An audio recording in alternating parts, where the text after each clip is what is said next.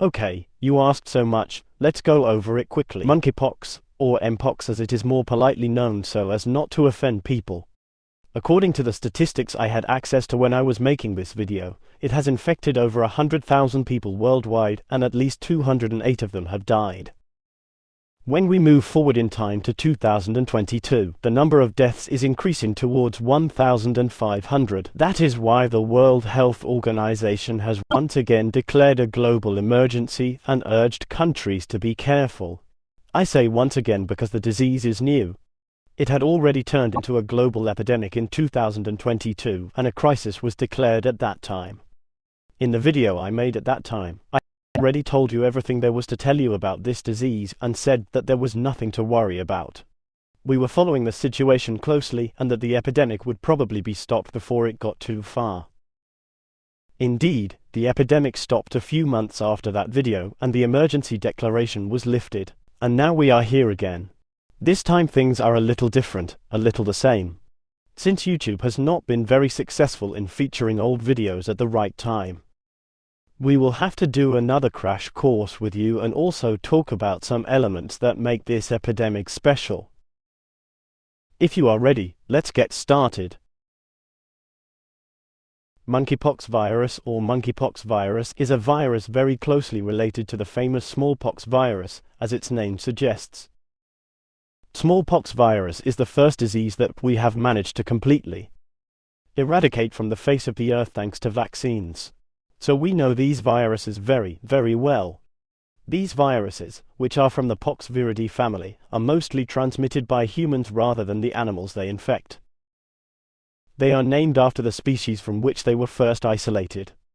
For example, we call the pox virus in cows cowpox, but this is because this virus is only, or not because it mostly infects cows, but because the disease was first discovered in cows. Or is it actually cowpox? It is more common in rodents and can even be transmitted to humans through intermediate reservoirs such as cats. Monkey flower was first seen in, was discovered in monkeys. Look, for example, this is not a human skin of macaque monkey and cutaneous lesions caused by monkeypox. Although we call it monkeypox because we diagnosed and isolated it in monkeys, the virus is actually more common in possums and African squirrels. So don't get too hung up on the name. Don't worry. Just as no one who has had the COVID vaccine will grow a tail, you will not become a monkey just because you caught monkeypox. Because you are already monkeys. Anyway, that's the subject of another video. But in general, we call these diseases, which have similar symptoms and are transmitted by similar viruses, smallpox-like diseases.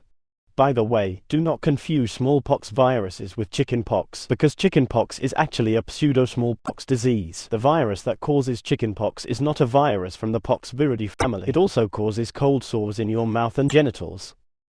Every pairs is caused by a virus, just to avoid scaring children because the symptoms are similar and it usually causes pus or blisters, which can be scary when it infects young children. It is thought that it got its name because it was said that a flower had bloomed on its body. The English name for chickenpox is chickenpox. However, the disease has nothing to do with chickens. It was probably named like this because chickens are cowardly animals, to emphasize that there is nothing to be afraid of, and it stuck. Since these are ancient diseases, their etymologies are not always clear.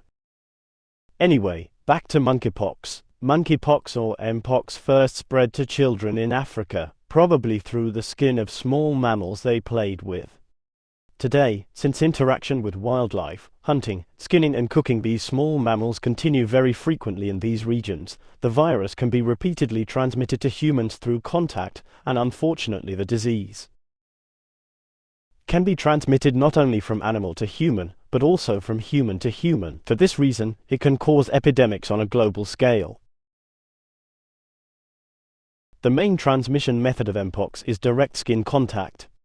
In other words, the disease is transmitted when a person carrying the virus touches someone who is not yet sick, and the virus enters through visible or non-visible cracks in the body. Of course, the virus can reach these cracks in many different ways. If you shake hands with a sick person, If that person coughs on you, if you have sexual intercourse with them, if those blisters called smallpox on the patient's body have fallen out and you come into contact with them, the disease can also be transmitted to you. One feature that makes Mpox a bit insidious is that, unlike COVID, the symptoms do not show themselves for 5 to 21 days, not 2 or 3 days. Although this is not a huge problem, because, again, unlike COVID, asymptomatic cases, that is, people who have not yet started to show symptoms, do not seem to be able to transmit the disease much. Although I have read some studies that indicate that the data on asymptomatic spread is underestimated.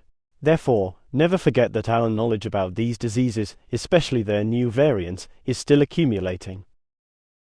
By the way, don't forget this, the blisters that transmit the monkeypox virus are not always in places that are visible to the outside eye. For example, under clothes or in places such as genital areas.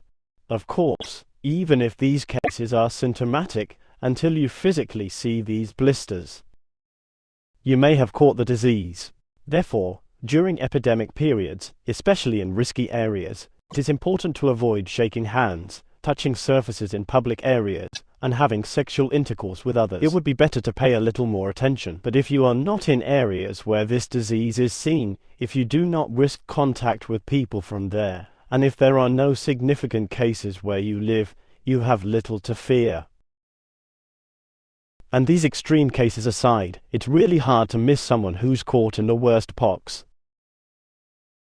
It first creates red rashes on the skin, then these rashes pass through stages called macule, papule, vesicle, pustule respectively, turning into visible wounds. Along with these, fever, headache, muscle and back pain, swelling of the lymph nodes, chills and fatigue can also be seen.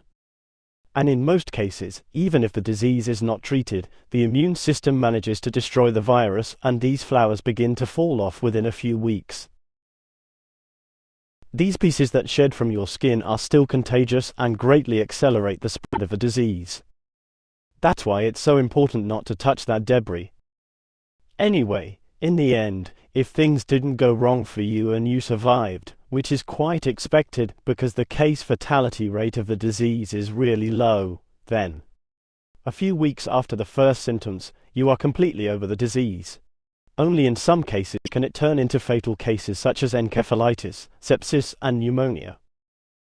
Or if by chance those pustules get into your eyes, blindness may occur. Likewise, when pregnant women contract the disease, it can often lead to stillbirth, miscarriages and other complications. Therefore, children, elderly, pregnant women's defense system, risk groups such as weak people need to pay extra attention.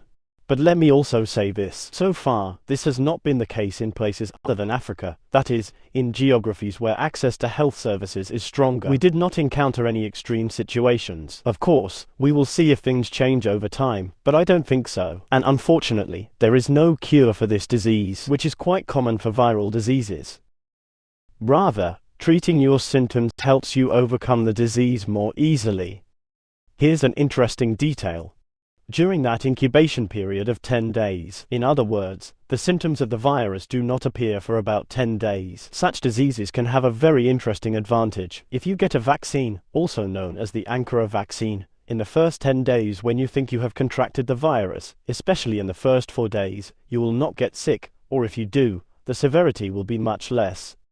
This is strange because, as you know, normally vaccines are given before the disease is contracted, not after. But these vaccines are much faster than the virus itself, which has a long incubation period. Until the virus starts making you sick, you can become immune with the vaccine. Another famous example of this is rabies, since it is very obvious that you have been bitten by a rabid animal and the incubation period of the Lissa virus that causes rabies is on average 30 to 40 days. It is possible to prepare your body for this disease by getting vaccinated after you are bitten rather than before. But we will cover this in one of the upcoming videos. If you don't want to miss these, don't forget to turn on channel notifications now. By the way, I said the name of the vaccine is Ankara vaccine, but I won't explain the reasons for that again in this video if you are wondering why this vaccine is named after our capital. And want to remember how much value we have lost over the years, be sure to watch that video from 2 years ago. The basic information will of course be the same, but you will also be able to access additional information such as the history of the Ankara vaccine from there. I want to wrap things up here by talking about the seriousness of this new outbreak. As I explained in the previous video, we have identified two main variants of Mpox to date. One is a much more docile, much milder version in West Africa. This virus, called Clade II, has a case fatality rate of less than 1%. But there is also a more aggressive variant that we saw in the Democratic Republic of Congo, with a case fatality rate closer to 5 to 10%. We call it Clade I. And so the outbreak in 2022 was caused by a mutant of the milder Clade I variant, as I predicted in the previous video. Variant, it had evolved to be faster transmitting, although not more lethal, at that time, and its ancestor, which is now the ancestor of Clade II. This new variant, called Clade IB because it had evolved enough to clearly separate from the virus population known as A, quickly spread across the world, causing 184 deaths in 113 countries. But we managed to stop that virus thanks to active control, isolation, case tracking, and on-site vaccination. Of course, the fact that the virus has a very low case transmission rate plays a big role in this. Think of it this way: a person who catches COVID can infect an average of 2 to 7 other people, varying from variant to variant. Someone who catches measles can infect 12 to 18 people. For Mpox, this number is between 0.5 and 1.25. In other words, it is extremely low. Viruses with this number around 1 and below are not viruses that tend to cause epidemics. Monkeypox is just such a virus. Now, unfortunately, what happened in 2024 is a series of mutations that occurred in that much more deadly Clade I.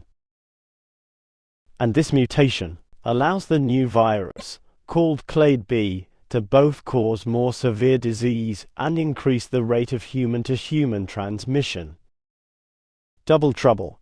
Although the case fatality rates measured so far are still between 4.3% and 5.7%. And 67% of cases and 78% of deaths unfortunately occur in children under the age of 15. But even these rates are many times higher than the outbreak in 2022, and these rates may change as the virus spreads further and evolves. Although, as I explained in the video from 2 years ago, Mpox is not an RNA virus like the SARS-CoV virus. It carries DNA in its structure. This makes it more stable than RNA viruses. But that doesn't mean it is not true that DNA viruses cannot evolve at all. Of course they can evolve. We just hope it happens a little more steadily and predictably. This is everything. But there is no guarantee of this. After all eukaryotic life has DNA-based cells, and they continue to evolve in spectacular ways. The reason we compare these viruses to RNA viruses is that they can evolve at an absurd rate. But DNA viruses can of course evolve too. And that's what we see here. Therefore, we must be alert. It is very important that we keep our health systems strong and continue to prioritize and allocate resources to scientists working in this field. So do you think this epidemic will grow? At this stage, I do not expect it to turn into a COVID-19 style epidemic because the virus evolves very slowly. Patients are diagnosed very easily. The routes of transmission are much more limited and require much closer contact. The infection rates during the incubation period are very low and, most importantly, we already have a working vaccine. That vaccine is not actually the Mpox vaccine, but the smallpox vaccine, the famous human pox virus. But fortunately in Mpox cases too, there is data to show that it works very well. Unfortunately, there is a huge problem here too. Many countries have practically zero stocks of smallpox vaccine, because even though the primary duty of countries is to protect their citizens from dangers, many of them, like companies, do not want to carry a vaccine for a disease that no longer exists because they are after short-term profit and rent. However, the only reason for including this vaccine is not Mpox or smallpox virus. There is the bioterrorism side of it. There is the biological warfare side. If these were to happen, countries that do not have vaccines would fall apart, and almost no country seems to care about this. It seems these vaccines also lost their functionality and were almost completely destroyed.